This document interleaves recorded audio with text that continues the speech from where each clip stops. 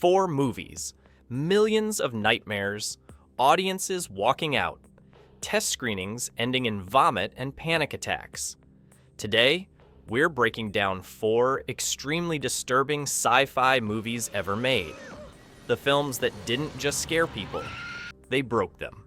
Psychologically, physically, permanently. Let's get disturbed.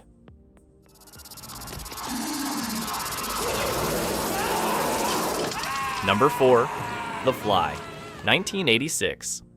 David Cronenberg took a 1958 B movie about a scientist who accidentally swaps heads with a fly and turned it into the most disgusting love story ever filmed. This wasn't camp. This wasn't fun monster makeup. This was watching a human being slowly dissolve into something horrifying, while the woman who loves him can do nothing but witness his destruction. Jeff Goldblum plays Seth Brundle, a brilliant scientist who invents teleportation pods. He gets drunk, teleports himself, and doesn't notice a fly in the pod with him. Their DNA fuses at the molecular level, and then the nightmare begins. The transformation isn't quick. That's what makes it unbearable. First, Seth feels amazing. Increased strength, stamina, aggression. Then his fingernails start falling off. His teeth come loose. His ear drops off his head onto the bathroom sink. Gina Davis, playing his girlfriend Veronica, watches the man she loves decompose in front of her while he's still conscious and aware of what's happening. Cronenberg doesn't let you look away. Seth vomits digestive enzymes onto a donut and slurps up the liquefied remains. His skin splits open. Coarse hairs push through lesions. His face restructures itself into something insectoid. Chris Wallace's practical effects are so convincing, so detailed, so revolting that they still turn stomachs 40 years later. The telepod baby sequence haunts everyone who sees it. Veronica dreams she gives birth to a giant maggot that bursts from her body. It's one of the most disturbing nightmare sequences in cinema history, and it's barely 30 seconds long. The finale destroys you emotionally. Seth, now Brundlefly, barely human anymore, tries to fuse himself with Veronica to become one creature. The final form that emerges from the telepod is pure nightmare fuel, and then Veronica has to make an impossible choice about the thing that used to be the man she loved. The Fly works because it's not really about a monster. It's about disease, decay, and watching someone you love die slowly while medical science can't help them. Cronenberg made a film about AIDS, cancer, and terminal illness disguised as a sci-fi horror movie.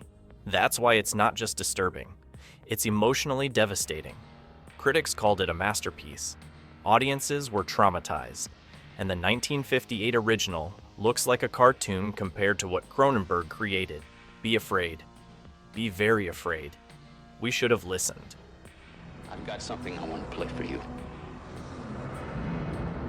Number 3, Videodrome, 1983. David Cronenberg again. Because nobody explores the nightmare of flesh merging with technology like Cronenberg. Videodrome isn't just disturbing. It's genuinely confusing, hallucinatory, and designed to make you question what's real. James Woods plays Max Wren, a sleazy cable TV executive searching for extreme content to broadcast.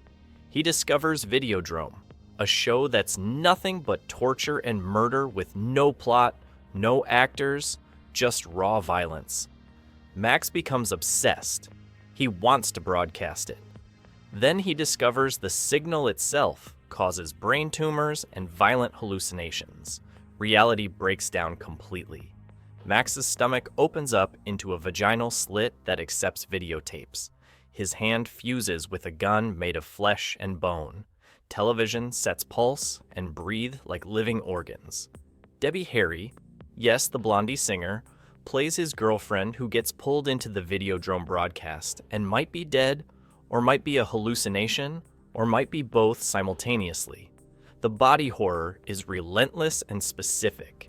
Rick Baker's practical effects created images that burrow into your brain and never leave. A television screen bulges outward like a pregnant belly, and Max pushes his entire head inside it. A whipping scene features Debbie Harry's body splitting open. The Videodrome signal manifests as a pulsating tumor on Max's neck that speaks with hallucinated voices. But what makes Videodrome truly disturbing isn't just the gore, it's that you never know what's real. Is Max actually transforming, or is it all in his tumor-riddled brain? Are the people manipulating him real or hallucinations?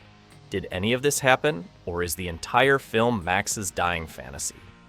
Cronenberg uses the horror to explore media violence, corporate manipulation, and how technology invades and transforms our bodies and minds. Long live the new flesh becomes the film's mantra, embracing the fusion of human and machine, reality and television, until there's no difference anymore. The film bombed in 1983. Audiences found it incomprehensible and disgusting. Universal Pictures had no idea how to market it. But Videodrome influenced everything from The Matrix to Existenz to Black Mirror. Its prediction that consciousness feels more relevant now than ever. 40 years later, it's still Cronenberg's most insane, most disturbing work. And in a filmography that includes The Fly, Crash, and Dead Ringers, that's saying something. Videodrome doesn't just disturb you, it infects you. The signal gets in, and you can't get it out. Number 2. Threads, 1984. The BBC made a docudrama about nuclear war. They showed it once in 1984. Then they buried it for years because it was too disturbing, too realistic, too hopeless for broadcast television. Threads isn't entertainment. It's a nightmare that destroys everyone who watches it. The setup is simple. Sheffield, England, working-class families going about their lives. Young couple Ruth and Jimmy are expecting a baby. Tensions escalate between the US and Soviet Union over Iran. Nobody thinks it'll actually happen. Then the bombs drop. What follows is the most realistic depiction of nuclear apocalypse ever filmed. The initial blast incinerates thousands instantly. The lucky ones. Survivors stumble through burning streets with their skin hanging off. A woman urinates herself in terror as the shockwave approaches. Emergency services collapse immediately because there's nothing left to respond to. The film doesn't cut away. A cat burns alive on screen. Bodies pile up in mass graves. Radiation sickness hits. People vomiting, bleeding from their eyes, hair falling out in clumps. There's no heroic survival. No government rescue. Just slow, agonizing death for millions, while the survivors envy the dead. Then Threads does something worse. It keeps going. Years pass, a decade passes, society doesn't recover, it regresses. Children are born severely deformed and brain damaged from radiation. Language skills deteriorate. Farming becomes medieval. The government executes looters and leaves bodies hanging as warnings. Education collapses. Literacy disappears. Ruth's daughter Jane grows up in this wasteland. She's mentally impaired from malnutrition and radiation exposure. She gets raped. She gives birth to a deformed baby in a filthy barn with no medical care. The baby emerges covered in blood and she screams, and the film cuts to black on that scream. No resolution, no hope, just horror. The BBC forced Prime Minister Margaret Thatcher and President Ronald Reagan to watch Threads. It reportedly influenced nuclear policy discussions. The film was so disturbing that the BBC refused to rebroadcast it during prime time for years. Teachers showed it in schools to terrify students about nuclear war. An entire generation of British kids was traumatized. Threads makes The Day After look like a fairy tale. The American TV movie about nuclear war pulled punches and offered hope. Threads offers nothing but unflinching realism and the complete annihilation of civilization with no possibility of recovery. The film's power comes from its documentary style. No music except during the opening. Clinical narration explaining what's happening scientifically. Handheld cameras, non-professional actors. Everything feels real because director Mick Jackson consulted extensively with scientists about what would actually happen. This isn't science fiction. This is science fact presented as drama. Watching Threads isn't enjoyable. It's not cathartic. It's traumatic. You finish it feeling hollow, sick, and genuinely afraid of nuclear war in a way no other film achieves. The film's message is simple and brutal. There are no winners in nuclear war. Everyone loses. Everything dies. And what survives isn't worth surviving for. The film disappeared from circulation for years, available only through bootlegs and rare broadcasts.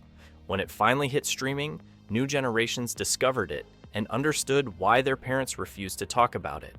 Threads doesn't entertain you, it scars you. Permanently. Number 1. Event Horizon, 1997. Paul W. S. Anderson made a haunted house movie in space. Then he showed Paramount Pictures the footage. Test audiences walked out vomiting. Studio executives panicked. They demanded massive cuts, and the original footage? Lost forever. Possibly destroyed. We'll never see what Event Horizon actually was. The premise is brilliant. The spaceship Event Horizon disappeared 7 years ago on its maiden voyage. It just reappeared in orbit around Neptune with no crew. A rescue team investigates. What they find is hell. Literally. The Event Horizon's experimental gravity drive didn't just fold space, it punched through to another dimension. A dimension of pure chaos and evil. The ship went to hell, came back possessed, and now it wants to drag everyone else there too. The original crew tortured, murdered, and cannibalized each other in an orgy of violence. And the ship recorded everything. What we see in the theatrical cut is disturbing enough. A crew member gouges out his own eyes screaming, "Where we're going, you don't need eyes to see." Hallucinations show people's worst fears and traumas. The ship's gravity drive resembles a giant meat grinder surrounded by spinning blades. Bodies float in the ship's core, flayed and mutilated. But the original cut was worse, much worse. Test audiences reported footage of the original crew's final moments. Graphic torture, sexual violence, self-mutilation, and cannibalism shown in explicit detail. One scene reportedly showed a crew member being sodomized with mechanical equipment. Another showed someone eating their own intestines while screaming. Paramount forced Anderson to cut over 30 minutes. The removed footage was never archived properly. When Anderson tried to restore his director's cut years later, the footage couldn't be found. Some reports say it was destroyed. Others claim it's sitting in a salt mine somewhere, lost in Paramount's archives. We may never know. Sam Neill plays Dr. Weir, the Event Horizon's creator, who slowly loses his sanity as the ship corrupts him. His transformation from rational scientist to demonic messenger is genuinely terrifying. The makeup effects showing his deterioration, eyes black with blood, skin peeling, teeth sharpened, are nightmare fuel.